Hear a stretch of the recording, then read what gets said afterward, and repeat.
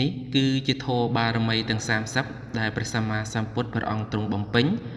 បើយើងរាប់ឲ្យសង្ខេបគឺយើងមាន10ទី1គឺទានទី2គឺសិលទី3គឺនេក្ខម្មៈទី4គឺបញ្ញាទី5គឺមានវិរិយៈនិងទី6គឺមានខន្តី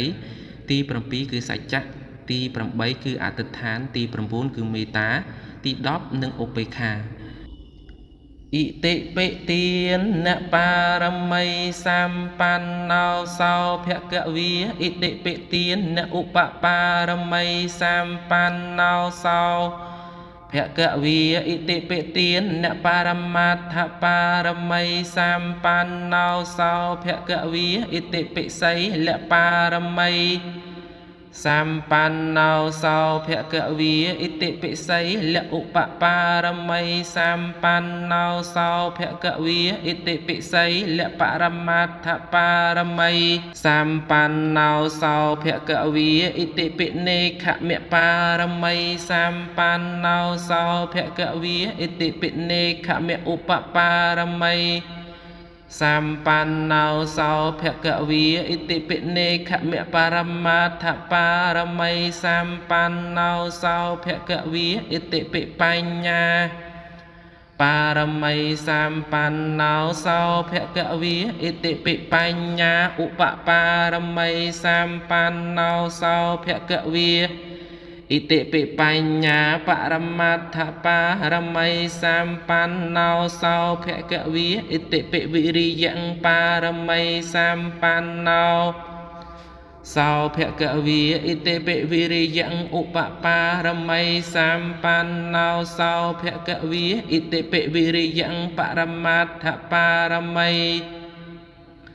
សម្បណ្ណោសោភគវីអិតិពិខន្តីបារមីសម្បណ្ណោសោភគវីអិតិពិខន្តីឧបបារមី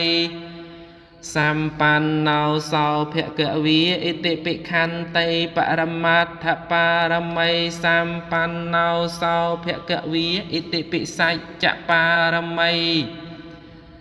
សម្បណ្ណោសោភគវីអិតិពិសច្ចឧបបារមីសម្បណ្ណោសោភគវីអិតិពិសច្ចបរមត្ថបារមី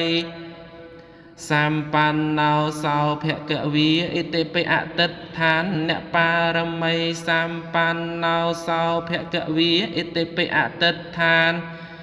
ឧបបារមីសម្បណ្ណោសោភគវីអិតិពិអតិដ្ឋានបរមត្ថបារមីសម្បណ្ណោ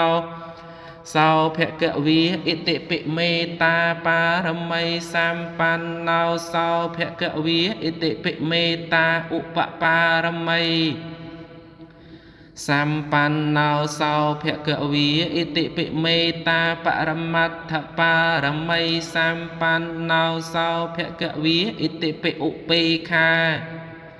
បារមីសម្បណ្ណោសោភគវីអិតិពិឧបេក្ខាឧបបារមីសម្បណ្ណោសោភគវីអិតិពិឧបេក្ខាបរមត្ថបារមីសម្បណ្ណោសោភគវីអិតិពិសមត្តੰសបារមីសម្បណ្ណោសោភគវីទេអញ្ចឹងសម្រាប់ធម៌បារមី30គឺយើងបានបញ្ចប់នៅត្រឹមនេះហើយអញ្ចឹងយើងសរុបឲ្យខ្លីមកវិញបារមី30គឺមានតែ10នោះទេដោយយើងរាប់មានដូចជាទានសិលនេក្ខម្មៈបញ្ញាវិរិយៈខន្តីសច្ចៈអតិដ្ឋាននិងសមត្តੰជាធម៌បញ្ចប់ចុងក្រោយដោយធម៌ទាំង10ដែលយើងសង្ខេបឲ្យខ្លីនេះបើយើងឲ្យពិស្ដាគឺមាន30ដោយសារតែយើងបំបែកពីមេនីមួយទាននេះគឺយើងមានដល់3ឧទាហរណ៍មកបង្ហាញនេះគឺទាននេះគឺទានបារមីនិងទានឧបបារមីនិងទានបរមត្ថបារមីសម្បណ្ណោជាដើមដោយយើងរាប់បំបែករហូតដល់3មេនេះទើបបានគម្រប់ទាំងអស់គឺ30ផងដែរ